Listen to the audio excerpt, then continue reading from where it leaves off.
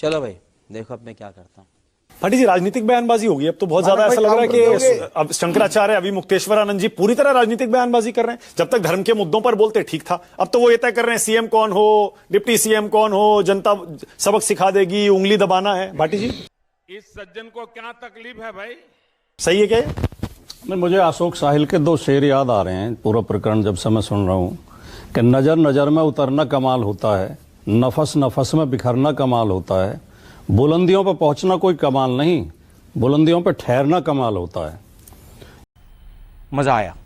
योगी आदित्यनाथ जी जोड़ तोड़ तिकड़म से मुख्यमंत्री की कुर्सी तक तो पहुंच गए, लेकिन अपने व्यक्तित्व को मुख्यमंत्री के अनुरूप बना कर रख नहीं पा रहे हैं। जिस तरह की वो असभ्य भाषा बोलते हैं, जिस तरह की गाली गलौज की भाषा बोलते हैं, धमकी की भाषा बोलते हैं, हर किसी को आरोपित करते हैं, चाहे वो संत हो चाहे वो राजनेता हो। अब अखिलेश यादव जी के बारे में कहना कि 12 बजे उठने वाले बबुआ को क्या पता, ये संत तो छोड़ दीजिए, संत तो बहुत ऊपर की चीज होती है। साधारण व्यक्ति को भी इस तरह की असभ्य भाषा नहीं बोलनी चाहिए, इस तरह के विद्वेषपूर्ण भाषा नहीं बोलनी चाहिए। कितने बजे उठते हैं अखिलेश जी?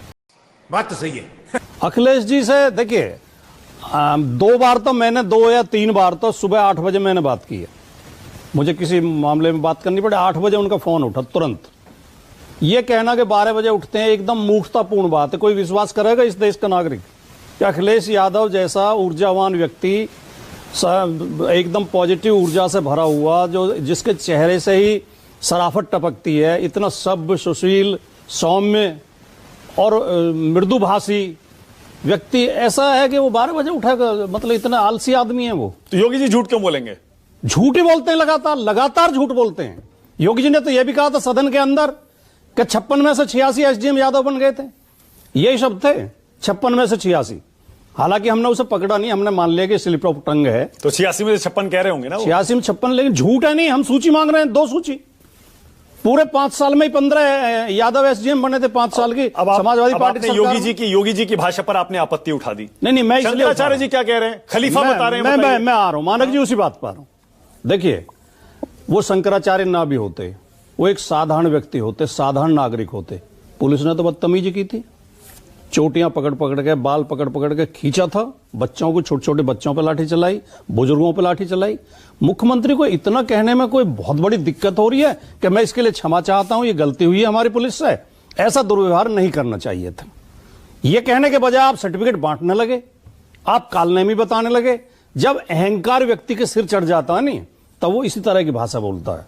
और जो आपने कहा कि एक एक करके कोई उनका साथ क्यों नहीं दे रहा, रावण का साथ भी तो उनके सगे भाई ने छोड़ दिया था। जब रावण का अहंकार उसके सिर चढ़ के बोल रहा था तो विभीषण ने उनका साथ छोड़ दिया था। जब इस तरह व्यक्ति दुर्व्यवहार करता है और अपमानजनक व्यवहार करता है और अहंकारी हो जाता है, तो अपने भी साथ छोड़ देते हैं। सारे आसान मुद्दों पर आपने जवाब दे दिया भाटी जी, लेकिन शंकराचार्य जी पर एक शब्द नहीं बोल रहे। सिर्फ ये कह रहे हैं कि योगी जी ने भी तो कालनेमी कहा। मैं कह रहा हूं खलीफा कहना सही है योगी जी को, औरंगजेब कहना सही है, ये कहना सही है राजनीतिक बयानबाजी करना कि जी सीएम केशव प्रसाद मौर्य को होना चाहिए था। मैं दुनिया की बात तो नहीं करता, लेकिन भारत का इतिहास इस बात का साक्षी है कि भारत में जब जब राजसत्ता पथभ्रष्ट हुई है, धार्मिक सत्ता ने उसे मार्ग दिखाया है, धार्मिक सत्ता ने उसकी आलोचना की है। धर्म गुरुओं ने, साहित्यकारों ने, पत्रकारों ने भटके हुए राजनेताओं को रास्ते दिखाए हैं। तो शंकराचार्य जी के मैं बहुत ज्यादा मतलब उनके समर्थन में या उनका मैं शिष्य नहीं हूं, या मैं उनके प्रति बहुत ज्यादा मेरी आस्था नहीं है लेकिन संत के नाते उन्हें प्रणाम करना चाहिए, उनका सम्मान करना चाहिए और किसी के साथ इस तरह का दुर्व्यवहार नहीं करना चाहिए। वो जो बोल रहे हैं, वो कोई भी समझदार व्यक्ति ये बात बोलेगा कि इस तरह की गलतियां उत्तर प्रदेश सरकार क्यों कर रही है। वैसे भाटी जी एक बात है, मैं आपकी तारीफ भी करना चाहता हूं। आप ना अक्सर खरी खरी कहते हैं, मन की बात कहते हैं, चाहे कोई बुरा माने भला माने, वीडियो वायरल हो, ट्रोलिंग हो, आप एकदम खुल के कहते हैं। तो फिर जो हल्का सा आपके मुंह से निकला, मैं उसी पर और डिटेल में आपसे पूछना चाह रहा हूं। आप क्यों आप शंकराचार्य जी को नहीं मानते? ज्यादा आपका आस्था, आपका भरोसा नहीं है? एक तो ये होता है, मैं देखिए, हर व्यक्ति के अपने प्रेरणा स्रोत होते हैं। हाँ। मैं प्रेरणा लेता हूं बाबा साहब अम्बेडकर से, महात्मा गांधी जी से, डॉक्टर राम मनोहर लोहिया से। मेरा उधर नहीं है झुकाव धर्म के प्रति नहीं, धार्मिक तो असली में ही हूं। धर्म का संबंध तो सीधे कर्म से है। मैं कोई खराब कर्म नहीं करता। मैंने आज तक किसी के साथ फ्रॉड नहीं किया, कोई हिंसा नहीं की, कोई चोरी नहीं की, किसी को सताया नहीं है, कोई मैं गलत काम ऐसा नहीं करता जो पाप की श्रेणी में आता हो, जो अधर्म की श्रेणी में आता हो। पर पूजा पाठ नहीं लेकिन करते। मैं कर्म कांड का सख्त विरोधी हूं। अच्छा, पूजा कर्म पाठ- कांड बहकाने वाला वो धर्म है। असली धर्म कर्म है हमारा। हमें अपना आचरण सही रखना चाहिए। दो शब्द में यूजीसी एक्ट पर जरूर बोलना चाहता हूं। उसमें मैं आ रहा हूं, उसमें मैं आ रहा हाँ, हूं। तो मतलब सनातन धर्म में आपका यकीन नहीं है? मेरे सारे धर्मों में यकीन है। मैं सर्वधर्म संभाव रखता हूं। मैं सब धर्मों को सम्मान देता हूं।